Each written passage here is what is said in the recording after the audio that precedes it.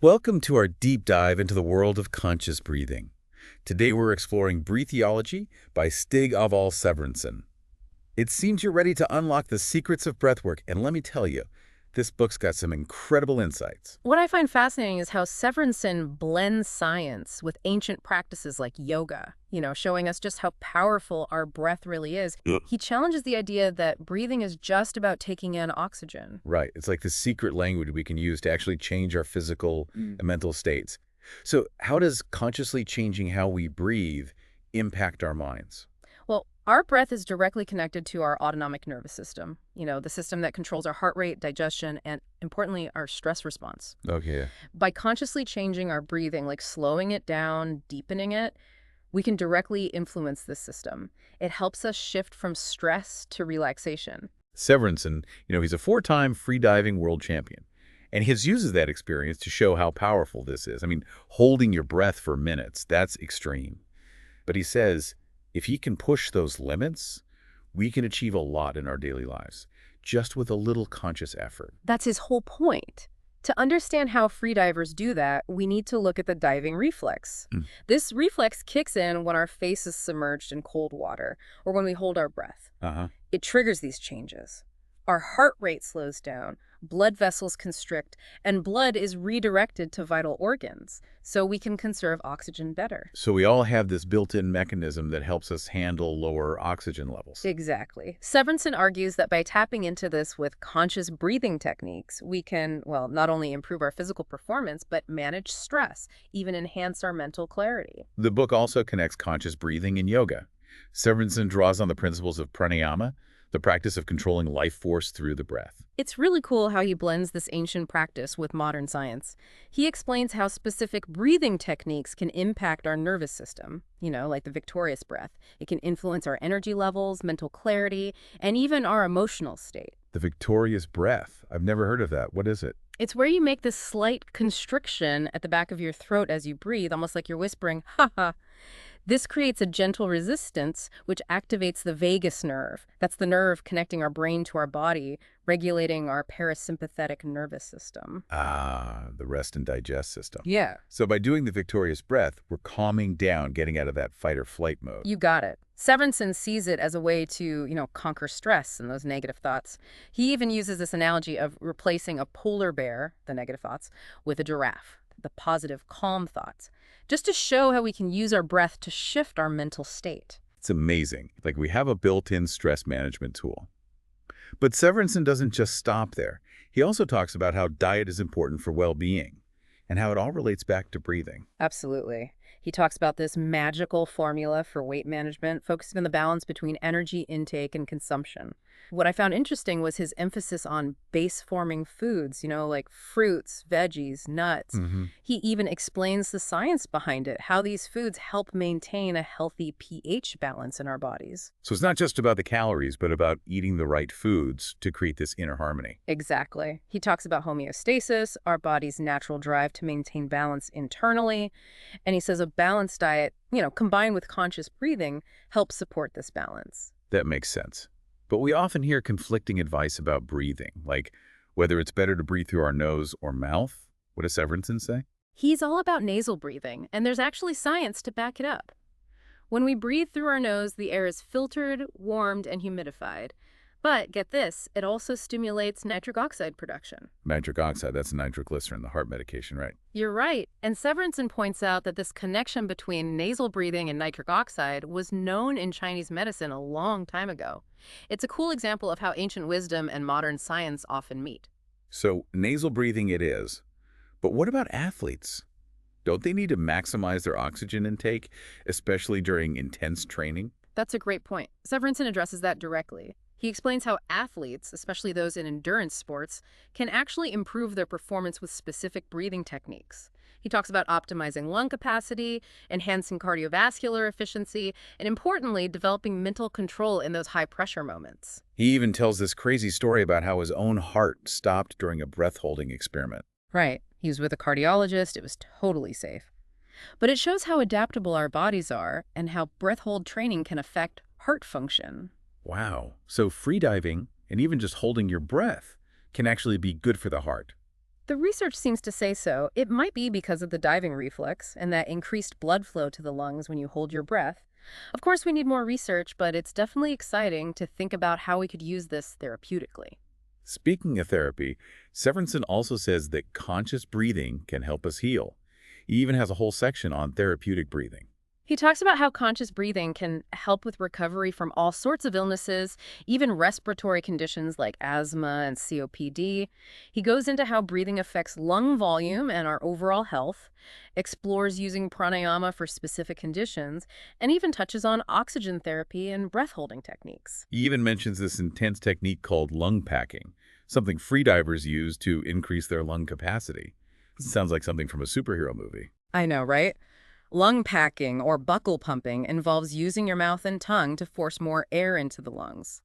Severinsen says if done properly and with supervision, it could be helpful for people with reduced lung function, maybe because of spinal cord injuries or cerebral palsy. Wow. So we can actually consciously control our lung capacity to that degree.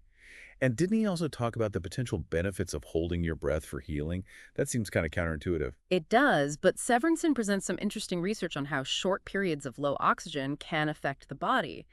He suggests that brief, controlled breath holds can actually trigger processes in our cells that protect against damage, maybe even helping us recover from things like strokes. It's like giving our bodies a little challenge to become stronger. But does he give any real-life examples of these techniques in healing? He does. He shares a case study about a man named Morton who used breathing techniques as part of his recovery from Lyme disease. Lyme disease is serious. Can you tell us more about Morton and how breathing helped him? Morton's story is really amazing. It shows just how powerful holistic healing can be. He was this active, healthy guy, and then bam, he gets bitten by a tick, Lyme disease. Oh, wow. And at first, they didn't even diagnose it right, so his condition just kept getting worse. Fatigue, dizziness, he couldn't even walk anymore. That's awful. Finally, after months in the hospital, they got the Lyme disease diagnosis right. And Morton, he was determined to get better. That's when he started working with Severinsen to use breathing exercises as part of his recovery. So how did they actually use breathing to deal with Lyme disease? Well, they focused on things like the victorious breath, the one we talked about before, and deep diaphragmatic breathing. It helped Morton regain control of his body and, improve his lung function. The victorious breath helps calm the nervous system down, and diaphragmatic breathing that really maximizes oxygen intake and gets the lymphatic system going, which is super important for the immune system. So they were tackling both the physical and mental parts of healing. Exactly. And what's incredible is how quickly Morton started seeing progress. It wasn't just about his lungs getting stronger. Breathing, it became a way for him to reconnect with his body, feel more in control, and even manage the pain and exhaustion that comes with Lyme disease. It's almost like breathing became a bridge between his physical recovery and his mental well-being. Precisely. But they didn't just stop there. Severinsen also had Morton doing these specific yoga exercises designed for his physical challenges. We talked about yoga and breathing earlier, but what kind of poses were helpful for him? They started with gentle movements in warm water, to help with balance and coordination. Like imagine walking exercises while holding onto a bar, and even swimming with a mask and snorkel. That's smart, using the water to support him while he's still moving and building strength. Right. As Morton got stronger and his balance improved, they moved to exercises on land, focusing on core strength and flexibility. Severinsen even had him do breath hold swimming to, boost his lung capacity and build confidence. It's amazing how they used water for therapy. It really shows Severinsen's approach of letting people take charge of their own healing. Absolutely. It's not just passively receiving treatment, it's about being involved in the healing process, physically, mentally, even emotionally. That's such a powerful message. But did they focus on any specific mental aspects of yoga? Severinsen really stressed staying focused on the breath during those exercises. He encouraged Morton to use his breath like an anchor, to be mindful, to really connect with what he was feeling in his body. It's like using the breath to become more present and tap into the body's own healing power. Exactly. It's about moving past the limitations of the mind and accessing the body's natural ability to heal and restore itself. Morton's story is truly inspiring. But are these breathing techniques and yoga exercises only good for people recovering from illness? Not at all. These practices are great for anyone who wants to improve their overall health and well-being. Whether you're an athlete who wants to perform better, someone dealing with stress, or just curious about the power of your breath, there's something here for everyone. It seems like Severinson's book is full of practices and insights that we can tailor to our own needs. We've covered a lot. The science behind breathing, its impact on our physical and mental health. And we've seen how these techniques can be used in different ways, from managing stress to helping people heal. But there's one more really cool area I want to talk about: the role of conscious breathing in managing pain. Pain management is a huge issue. So many people are affected by it, whether it's chronic pain or pain from an injury. How can something as simple as breathing really make a difference when it comes to pain? I know it might seem a little strange, but there's more and more research showing how breathing can change how we feel pain. When we're in pain, we tend to tense up, breathe shallowly, and focus on the discomfort. Yeah, it's like this vicious cycle of pain and tension. Exactly. But conscious breathing can break that cycle. By slowing down and deepening our breath and, bringing our attention to the present moment, we can relax our muscles, calm our nervous system, and shift our focus away from the pain. So it's not about pretending the pain isn't there. It's more about changing how we react to it. You got it. Severinson talks a lot about acceptance and not judging ourselves. He wants us to just notice the pain without fighting it, breathe into it, and let it be there without letting it control us. That sounds a lot like mindfulness, but for pain management. Exactly. Mindfulness is a big part of a lot of the techniques Severinson talks about. Yeah. He even introduces this idea of flow, which is like being completely absorbed in something and how that can help with pain. Flow, like when you're so focused on something that you lose track of time. Yeah. Severinson says that physical activity like sports or yoga can help us get into that flow state where we can kind of rise above the pain and feel a sense of freedom and ease. It sounds like he's using his experience as a freediver, pushing his limits while staying calm and focused. That's it. He uses those experiences to show how powerful our minds are, how they can overcome physical challenges, even pain. But how do we use these ideas for everyday pain management? Does he have any specific techniques to try? He does. He talks about different breathing exercises for pain, from simple deep breathing to more advanced stuff like alternate nostril breathing and using body locks or bandas. Body locks, those sound intense. They can be, but they're also really good for calming the nervous system and easing pain. Severinson emphasizes taking it slow and working with a qualified instructor, especially for those advanced techniques. But he also explains how to do simpler techniques that we can use every day. So there's something for everyone, from beginners to people with more experience. Exactly. And he doesn't just throw these techniques out there, he gives specific examples of how to use them for different types of pain. Like chronic pain or, say, pain during childbirth. Yes. He talks about how breathing techniques can help manage chronic conditions like arthritis and back pain, and how they can work alongside regular medical treatments. And he also explores how breathing can help women deal with pain during labor, giving them more control and making the experience easier. This is really valuable information. It's empowering to know that something as simple as our breath can be such a powerful tool for managing pain and taking back control of our well-being.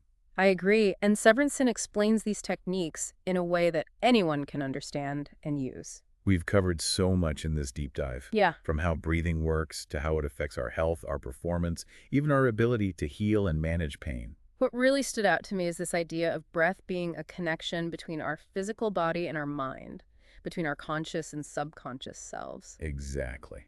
And that connection opens up so many possibilities. But before we wrap things up, I wanted to come back to Morton's story. What was it about his journey that really resonated with you? It was just, how resilient he was. Yeah. Even with this illness, really debilitating, he just never gave up. He really didn't. He took those challenges head on and found strength in his breath to get his health back. It really shows that we all have this, ability to heal within us. And that conscious breathing can help us tap into that. Severinson talks about this throughout the book. Yeah. It's never too late to start, paying attention to our breath and using that power. He doesn't just give us all these theories, though. Right. He gives us a practical guide to actually put these practices into action. You mean his training program at the end? Yeah. It's like a step-by-step thing, no more guessing. We can become our own breath coaches. I love that, becoming our own breath coaches. Yeah. It encourages us to try things out, experiment and see what works for us individually. Exactly. It's a personal journey. For sure. It's about tuning into our own bodies and discovering the power within. And that's what makes all this so exciting. It's constantly evolving, new discoveries all the time. Severinson even mentioned some of that cutting-edge research. Oh, yeah. Like how holding your breath affects spleen function and red blood cell production. It's crazy to think something as simple as that could have such a big impact. I know, it really makes you question what our bodies can do. Totally. And it opens up a whole new world of possibilities for using breath work for healing. Definitely. So as we wrap up this deep dive, I'm curious, what stood out to you the most? What really sparked your interest in the power of the breath? For me, it's this idea of the breath as a bridge, between the conscious and subconscious mind. Severinsen explores that through yoga and meditation. Yeah, It makes you wonder what else is there, what else can we uncover by exploring that connection further? exactly. It's like this whole new world to discover, and our breath is the key. I like that. So to our listeners, I encourage you to keep exploring this world. Experiment with the techniques we talked about, pay attention to your body, and, well, just discover the power of your own breath. It really is amazing. Because, like Severinsen says, each breath is a gift. Mm-hmm. Such a good way to put it. It's a chance to connect, to heal, to be more present. Absolutely. Take a deep breath and see where it takes you. Love it. This has been your deep dive into Breatheology. Thanks for having me. Until next time.